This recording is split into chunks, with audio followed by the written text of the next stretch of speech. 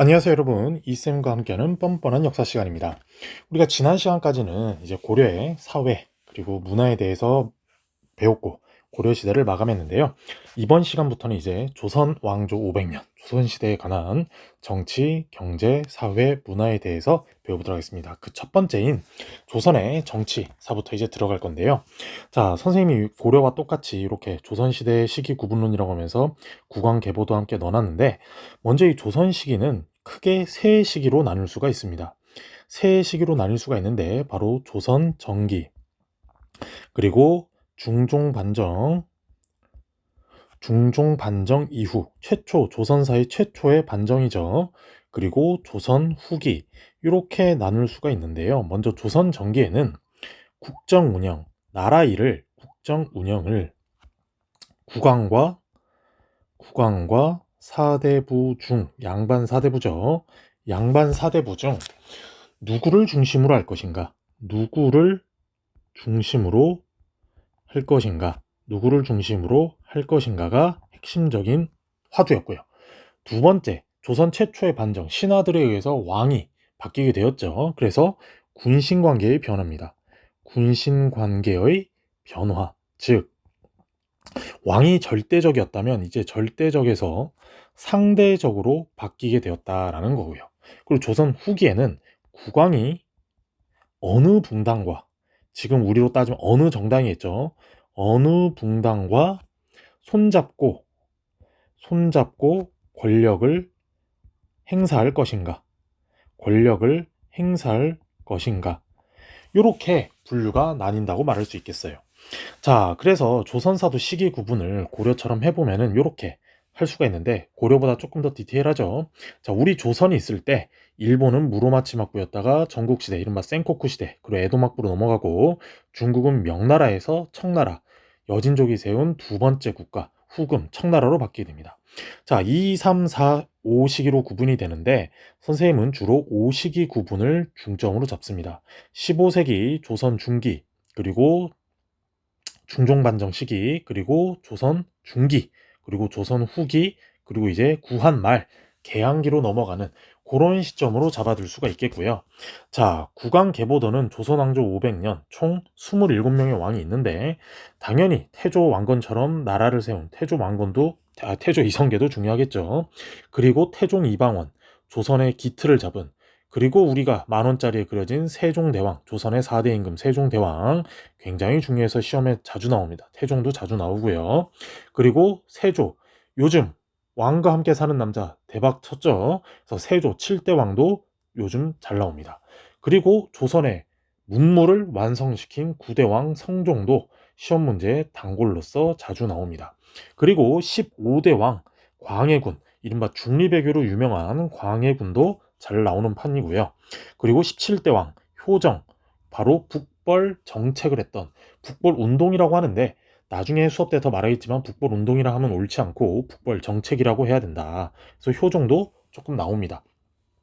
그리고 숙종, 이른바 장희빈과의 그 러브 스토리, 바로 황국 정치라 하는 새로운 트렌드를 만들어냈던 왕, 그리고 우리가 조선 후기에 르네상스를 이끌었던 영조, 그리고 그의 손자 정조, 굉장히 시험에 자주 나오죠. 이렇게 총 1명, 2명, 3명, 4명, 5, 6, 7, 8, 9, 10, 총 10명의 왕이 조선에서 단골 소재로 나온다라는 점을 알아두고 여러분이 필기를 잘 해뒀으면 좋겠습니다. 자, 이제 넘어가서 하나씩 보면, 당시 14세기 말 조선 건국 무렵의 동아시아는 이렇게 운영이 되고 있었어요. 고려가 무너지고 조선이 생겼고요. 일본도 가마쿠라 막부란 1대 막부에서 2대 막부인 무로마치 막부로 갔다가 센코쿠 시대로 넘어가고, 중국도 원나라에서 명나라로 대두되는 한중일 모두가 격변의 시기였다. 자, 그래서 이번 시간에는 선생님이 제목을 잡은 게 조선의 건국과 국가의 기틀 마련이라고 잡았는데, 자, 조선의 건국은 크게 이렇게 판서를 해볼게요. 3단계로 나뉘어집니다. 3단계가 어떻게 나뉘어지냐면, 우리가 지난 시간에 고려 말 전국에 배웠던 바로 위화도 회군이에요. 이성계가 위화도에서 회군을 하면서 이른바 군권을 장악합니다. 그리고 나서 이제 정계 재편을 해요. 이른바 내 입맛대로 정치판을 바꿔야 되겠죠. 정계 재편을 하면서 이른바 정권을 장악해요. 정치 권력을. 그리고 마지막 뭔가 국정을 운영하고 정치를 하면 돈이 필요하겠죠. 그래서 실시했던 게 고려의 마지막 토지제도이자 조선의 첫 번째 토지제도가 되는 과점법을 실시하면서 이른바 경제권까지 모두 장악하면서 이성계야 태조가 되는 조선이 건국되게 된다라는 겁니다.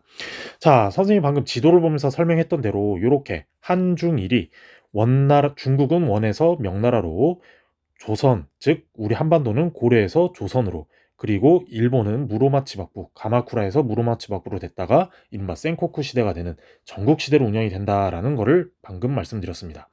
자, 조선의 건국 과정 방금 말했죠. 위화도 해군, 정계제편, 과조법 실시하듯이 총 3단계로 나뉘는데 먼저 그게 위화도 회군이에요. 그래서 우왕과 최영의 무리한 요동 정벌에 반대하면서 이성계가 요동 불가 정벌 사불가론을 제시했지만 결국 묵살됐고, 그러면서 군사적 일종의 쿠데타라 그랬죠. 쿠데타를 통하면서 이성계가 권력을 장악했다. 그리고 실시했던 게 과전법. 이 과전법을 실시하면서 이성계를 포함한 신진사대부, 급진파 신진사대부들의 경제적 기반을 마련했다. 그러고 나서 신진사대부가 분열이 되면서 정몽주가 이끄는 온건파 사대부와 정도전이 이끄는 급진파 사대부의 권력 쟁탈전이 있었고, 결국에 승리를 한, 여기에서 혁혁한 공을 세웠던 이방원, 태조 이성계의 5번째 아들이었던 이방원이 결국엔 히든카드 정몽주를 제거하면서 결국엔 정도전을 비롯한 급진파 사대부와 이성계가 함께 조선을 건국하게 됐습니다. 1392년 7월 17일 날 나라를 건국하게 되는데, 나중에 우리가 해방되고 나서 일제강점기도 지나서 1948년 8월 15일 정권이 수립되면서 만든 날이 제헌절이 됩니다. 조선 건국의 기념일을 제헌절로 따게 됐다라는 것도 미리 말해둘게요. 자, 이제 나라를 세운 태조 이성계는 처음에는 백성들의 마음을 얻으려고 나라 이름을 그대로 고려로 유지했어요. 하지만 새술은 새 부대에 담아야 된다라는 옛날 속담 알죠? 그 말처럼 이미 고려는 무너질 대로 무너졌으니 새로운 마음으로 가자라고 해서 결국에는 고려라는 이름을 버리고 당군의 고조선을 계승해서 나라 이름을 조선으로 개칭을 합니다. 그래서 우리가 알고 있는 당군의 조선을 옛고자를 붙여서 고조선이 되었다라는 거예요. 그리고 개경은 고려의 수도였죠. 그래서 이성계는 마음에 안 들었어요. 고려의 수도인 이 개경에서 나의 나라를 뭔가 운영하고 싶지 않다. 나 새로운 나라, 새로운 지역에서 하고 싶다. 라고 해서 수도를 개경해서, 우리나라 지금 현재 수도 서울이죠. 그 당시에는 이름이 한양이었는데 한양으로 청도해서 우리가 알고 있는 경복궁, 바로 조선의 법궁이자 조선을 상징하는 궁궐을 만들게 됩니다. 근데 한양으로 선택한 이유가 굉장히 중요하거든요. 자, 이 부분을 여러분이 잘 알아둬야 되는데, 우리나라 한반도의 가운데 위치를 하고 있었고 한강을 끼고 있죠. 우리 이때까지 고구려 백제 신라 하면서 중요한 수도는 다, 중요한 나라의 수도 지역은 강을 끼고 있다고 그랬는데, 이 서울, 한양은 한강을 끼고 있어서 교통이 편리했다. 그리고 산수의 형세가 뛰어나서 방어에 유리했다라고 돼 있는데, 좀 이따가 노트 65쪽에 보면은 한양의 지도가 있는데 그때 보면서 다시 한번 설명하도록 할게요. 자, 이 경복궁을 만들 때도 정도전이 완전 슈퍼 라이징 스타였어요. 그래서 모든 조선 최초의 조선인이었던 정도전이 서울을 꾸미면서 모든 걸 다 이렇게 만들었는데, 자, 흔히 말하는 남대문, 동대문, 서대문 이런 것들의 이름까지 다 정도전이 이름을 붙이면서 활약을 했다. 그게 바로 이성계의 소울메이트, 바로 정도전이 모든 것을 했는데요. 정도전 역시 신진사대부이기 때문에 성리학을 통치 이념으로 삼아서 이른바 국가 운영을 하려고 했어요. 고려는 우리가 지난 시간에도 배웠듯이 정치는 유교, 종교는 불교였잖아요. 그런데 조선은 정치도 유교, 종교도 유교로 해야 된다라고 하면서 유교적 민본 정치를 핵심으로 꼽았다. 그래서 방금 말했듯이 불교를 배척해요. 불시잡변이란 책까지 저술하면서 불교 쓰레기다, 불교 믿으면 안 된다, 오로지 유교만을 통해서만 정신 수양과 정치와 모든 걸 해야 된다, 양반뿐만 아니라 백성까지, 이런 이념을 가지고 정치를 운영했다. 그리고 또 한 가지 중요한 건 뭐냐, 재상 중심의 정치 주장을 꿈꿨어요. 즉 왕은 아이콘, 심볼, 상징적으로만 있고 모든 것은 재상 중심으로 운영해야 된다 라고 해서 재상 중심의 의정부 서사제라는 것을 우리가 곧 배울 텐데, 이런 재상 중심의 정치 제도를 꿈꿨던 사람이 정도전이었고, 결국엔 왕권을 강화하려고 노력했던 이방원과의 권력 쟁탈전에서 패배하면서 죽게 되었다라는 것을 미리 말씀드립니다. 자, 이 부분이 바로 선생님이 말했던 한양의 당시 모습이에요. 자, 보면은 삼각산, 북한산 나오죠. 그리고 남산이 있죠. 이 북한산과 남산을 각각 북쪽과 남쪽에 끼고 굉장히 평지에 만든 일종의 계획 도시가 한양이었어요. 그래서 이 한양의 조선시대의 수도였고, 이 한양을 보면은 수도 보호를 해야 되겠죠. 수도 보호 및 수도 보호 산성을 건설했다. 그래서 우리가 알고 있는 북한산성, 북한산성, 그리고 남한산성, 이른바 북쪽과 남쪽에 각각 산 지역을 끼고 서울 수도 한양을 보호하기 위해서 만들었다라는 거예요. 이 남한산성 뭔가 이름이 익숙하죠? 바로 병자호란 때 인조가 남한산성에 이른바 짱 박혀가지고 존버하려고 했는데 개 터진 사건과 연관돼 있다는 점을 알아두시면 되겠습니다. 자, 그래서 이 조선 왕조의 특징을 보면 선생님이 카테고리 정치, 경제, 사회, 문화적으로 고려를 해봤는데, 자, 나중에 조선 통치제도 정비할 때 배우겠지만 조선은 중앙 집권적 체제를 완성해요. 고려와 달리 고려는 12군데에만 지방관을 파견했다면 조선은 전국 어디에 모두의 왕의 명령을 수행하는 지방관을 파견했다. 그리고 경제적으로도 고려와 달리 중앙 집권을 강화하기 위해서 강하게 지방의 경제권까지 장악하면서 국가가 관리했다. 사회적으로는 양천제라는 걸 운영해서 양인과 천인, 법제적으로는 고려와 똑같은 양천제지만 실제적으로는 반상제였다. 양방과 상놈, 요 개념이었다. 그리고 문화적으로 우리 고려시대 때는 유교, 불교, 도교 모든 것을 다 같이 운영했지만 오로지 조선에서는 유교, 성리학으로만 나라를 운영했다라는 거를 이렇게 선생님이 깔끔하게 도표로 정리했으니까 보면 되겠습니다. 자, 이제 유교 정치의 실현을 하나씩 알아보면 바로 태조 이성계는 정도전과 같이 위화도 회군과 과전법 실시, 정계 재편 등 이런 활동을 통해서 나라의 초석을 만들어 놨다면 이제 나라의 기틀을 만든 사람이 바로 누구냐? 3대왕 태종 이방원이에요. 이 아저씨는 1, 2차 왕자의 난을 통해 권력을 쟁취합니다. 원래는 세자, 즉 차기 왕이 될 순위가 멀었어요. 그래서 그냥 소위 이른바 들러리 역할을 하게 되자 자신을 따르는 이성계에게 정도전이 있었다면 이방원에겐 하륜이라는 정도전의 후배급인 책사가 있었어요. 그런 사람들과 차근차근 빌드업 권력을 장악해 나가면서 결국에 세제 책봉, 자신의 둘째 형 이방과가 조선의 2대왕 정종이 되었고요. 정종의 아들을 제치고 정종의 아들격으로 세자가 되면서 세제라고 해놨죠. 이른바 다음 왕위를 이룰 동생 자리를 확보한 뒤에 결국 3대 왕으로 즉위를 하게 됩니다. 그러면서 국왕 중심의 통치 체제를 정비하고 이른바 왕권을 강화하는데 그 첫 번째, 고기도 먹어본 놈이 안다고 쿠데타 이렇게 봤죠. 신하들이나 양반, 이른바 공신들이 병력 갖고 있으면 내가 마음에 안 들면 나도 쫓아낼 수 있는 거 아니야? 라고 하면서 세제 시절 왕이 되기 이전에 이미 공신들에게 병사를 다 폐지합니다. 너네들은 다 군사를 갖고 있으면 안 돼. 그러니 모든 군사는 다 왕이 가지고 있어야 돼. 라고 하면서 군사권을 왕에게 집중했고요. 그리고 모든 권력과 모든 의사소통은 다 왕만 해야 된다. 라고 해서 만든 제도가 육조 직계제예요. 즉 재상을 없애고 그냥 왕이 모든 걸 결정한다라는 건데 이 육조 직계제 중요한데 자 밑에 선생님이 도표도 만들어 놨죠. 자 보면은 육조가 의정부를 거치지 않고 왕에게 직접 보고하고 명령을 받도록 한 것으로 그냥 왕권 강화예요. 밑에 그림을 보면 자 국왕이 있고 의정부 정승 이른바 재상이라고 합시다. 지금으로 따지면 국무총리라고 할게요. 지금 국왕은 대통령이고 자 그리고 육조가 판서인데 장관이라고 합시다. 쉽게 말하면 현 대통령이 국무총리를 패싱하고 그냥 바로 장관들에게 바로 다이렉트로 명령을 하는 거예요.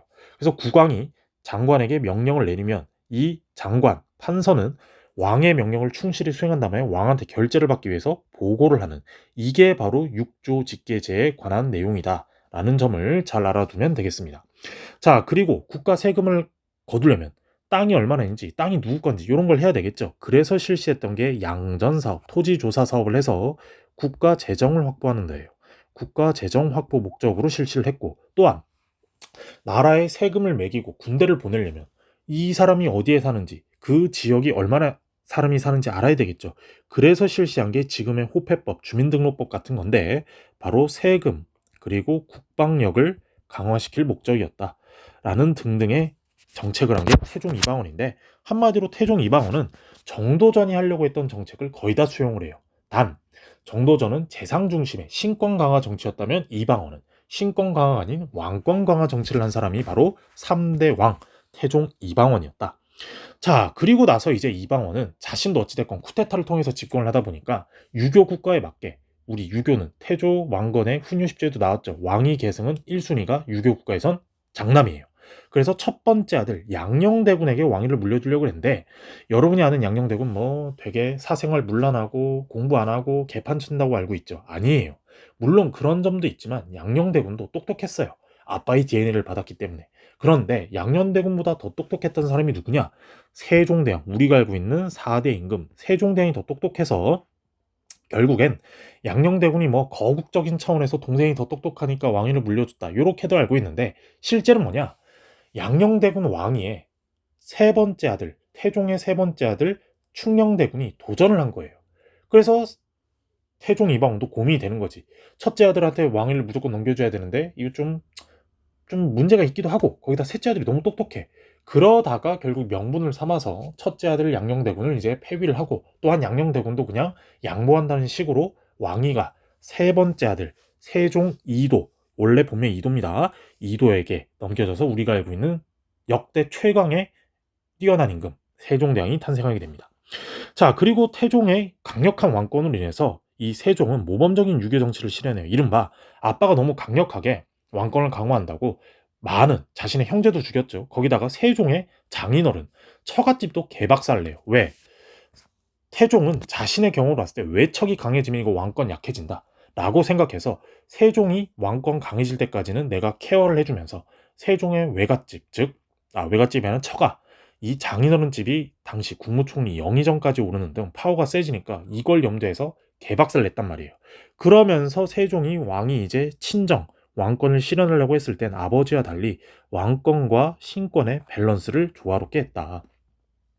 그리고 또한 특별한 기구를 하나 만드는데 그게 바로 집현전이에요. 바로 조선시대의 최고의 연구기관 집현전, 고려시대로 따지면 청령각이나 보문각 같은 기구인데, 이 집현전 왕립학술연구소입니다. 여기를 만들지만 나중에 우리가 역사 봐서 알죠. 영화 관상에도 나오고 이번에 왕산함에서 나왔듯이 집현전 출신 학자들이 세조에 대해서 굉장히 쿠데타 일으키려고 하자 이 집현전을 세조 때 없애고 세조의 손자인 성종 때 이 집현전을 홍문관으로 전환해서 권력기구의 하나로 바뀌게 된다라는 것까지 알아두시면 되겠습니다. 그래서 이 집현전은 경연, 국왕과 토론하거나 그리고 서연, 세자 교육, 그리고 외교 문서를 작성한, 한마디로 그냥 브레인 역할을 했어요. 그러다 세종 사후, 세종이 죽고 나서는 점차 정치기관으로 변질되면서 조금 정치기구로서의 성격이 더 짙었다. 그리고 세종은 아버지와 달리 뭘 실시했느냐? 바로 정도전이 추구했던 의정부 서사제를 실시합니다. 의정부 서사제는 육조직계제와 달리 의정부가 육조로부터 국정에 관한 여러 일을 미리 보고를 받고 논의한 다음에 왕에게 보고하는 것으로 재상이, 이른바 신하가 국정 주도권을 운영하는 게 의정부 서사제예요. 자, 밑에 도표를 다시 한번 볼까요? 자, 아까 똑같이 대통령이라 그랬죠. 국무총리예요. 그리고 장관이라고 합시다. 자, 그러면 왕이 먼저 국무총리에게 야, 이거 어떻게 된 건지 일 좀 조사해봐 라고 권한을 줍니다. 그러면 이 의정부 국무총리실에서 각 장관들 6조에게 명령을 내려요. 야, 이거 내가 지금 좀 파악해야 되니까 뭐 국방부, 법무부, 뭐 기획재정부, 니네 이런 거 일 파악해서 나한테 보고를 해 라고 명령을 내리면 이 6조 판서는 다시 이를 보고를 하는 거예요. 누구에게? 의정부, 국무총리에게 보고를 하고, 국무총리가 사건을 다 제대로 본 다음에 왕에게 이제 이런 거는 좋고 이런 거는 나쁘니까 결정해 주세요. 근데 저는 이렇게 하는 게 좋을 것 같아요 라는 식의 의견을 표방하는 게 의정부 서사제였다.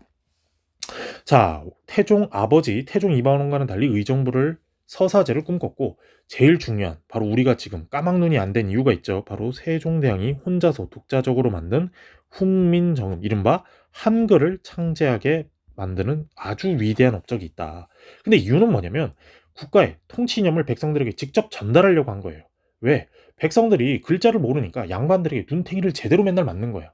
그걸 봤던 세종대왕이 너무 안타까워서 한자 너무 많고 어려우니까 한글이라도 연구를 해서 한글을 깨우쳐서 얘네들이 좀 국가 정책을 나랑 바로바로 소통할 수 있게 하면 좋지 않을까? 라고 해서 만든 게 훈민정음이었다라는 거고, 다양한 역사서, 농서, 병서, 윤리서 등 다양한 책들을 한글로 만들어서 국가 기밀을 보호하기도 했다라는 거를 알아봤습니다.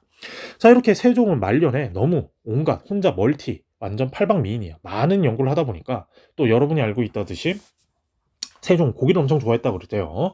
그리고 잘 안 움직이고, 그래서 당뇨, 뭐 치질, 뭐 눈병 온갖 게 걸리면서 결국 늦게 병이 많이 들어서 결국 죽습니다.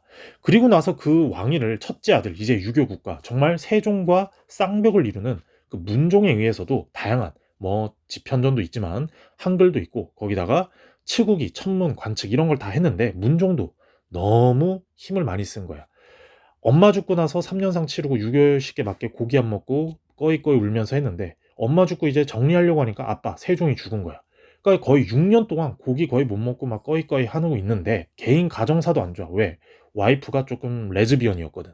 그러다가 다시 뭐 재혼하고 해서 아들을 낳았는데 문종이 너무 병약했어. 그래서 결국 40세도 안 돼서 죽고, 우리가 지금 흥행하고 있는 왕사남에 나오는 것처럼 단종을 왕위에 앉히고 6대 왕에 앉히고 이제 죽었는데, 이 왕권이 너무 강하다는 거예요. 단종 때.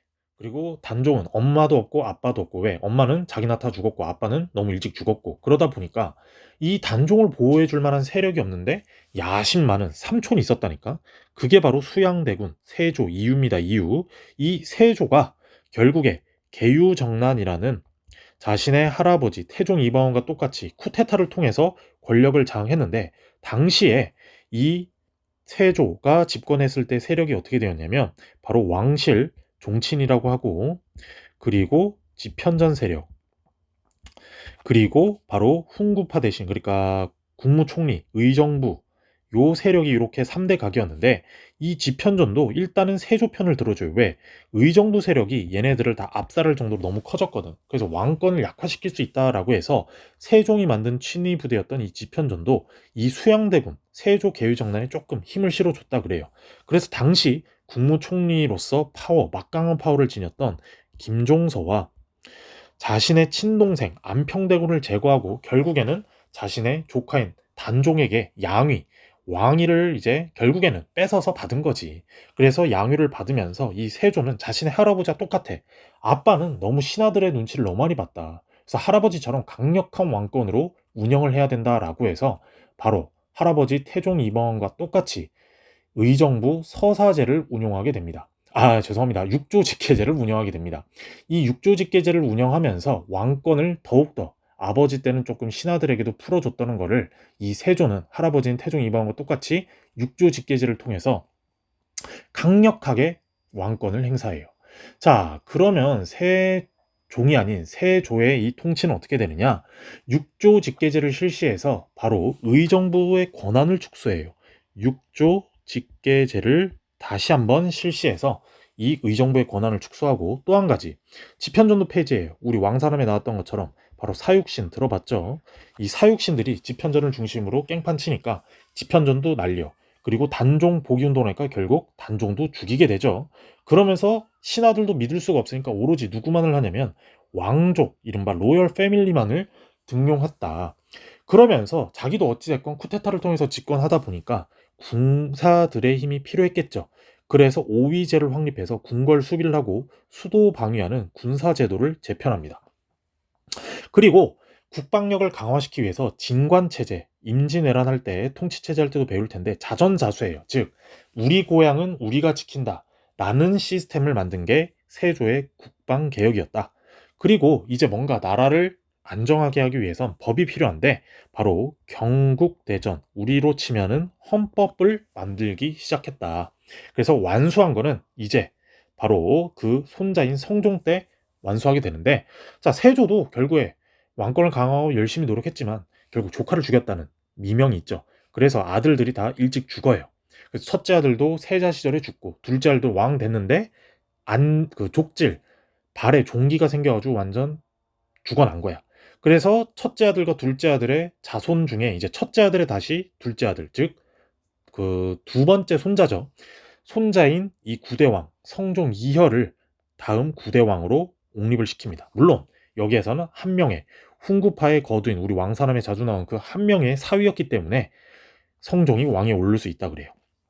그래서 이 성종은 훈구 원래 기존에 있던 대신들과 새로운 세력 사림 조선을 건국할 때 별로 도와주지 않았던 온건파 사대부의 후신인 사림과의 이 조화를 통해서 왕권을 강화하려고 했다.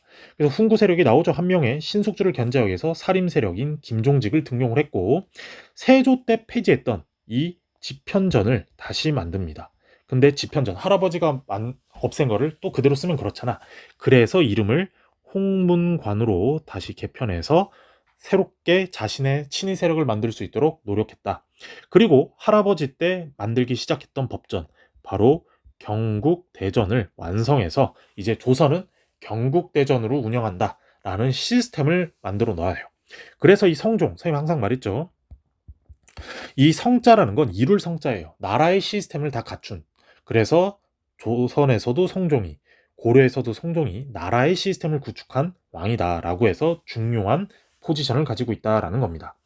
자, 그래서 이렇게 선생님이 이번 시간에는 조선의 통치 제도에 대해서 배웠고, 여러분 헷갈리지 않도록 태종과 세조는 육조 직계제를 하고, 나머지 왕, 태조부터 성종, 세종, 그리고 우리가 뒤에 배울 영조, 정조, 숙종 모두 다 의정부 서사제를 실시해요. 의정부 서사제가 기본적인 시스템이고, 변형된 시스템이 육조 직계제였는데, 육조 직계제를 쓴 거는 태종과 세조뿐이었고, 나머지 25대 왕, 조선은 27명의 왕이 있다고 그랬죠. 27명의 왕 중에서 25명 모두는 의정부 서사제를 운영했다라는 점입니다.